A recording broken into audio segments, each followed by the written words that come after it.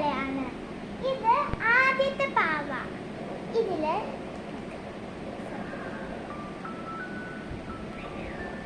ഇതിപ്പോ രാവിലെ ആയതുകൊണ്ടാണ് ഇവിടെ ലൈറ്റ് കാണാത്തത്. സൗണ്ടൊക്കെ ഉണ്ട്. ഇപ്പൊ ലൈറ്റ് വന്നു.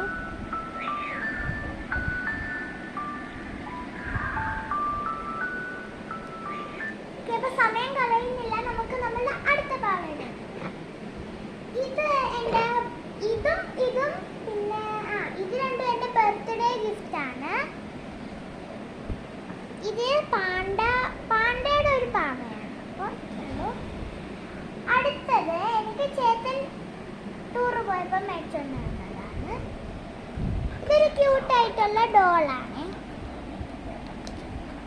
അടുത്തത് ഈ ഒരു പാവ ദേഷ്യപ്പെട്ടിരിക്കുന്ന പോലെ ഇരിക്കുന്ന പാവയാണ്. അടുത്തത് ഈ ഒരു ക്രിസ്മസ്.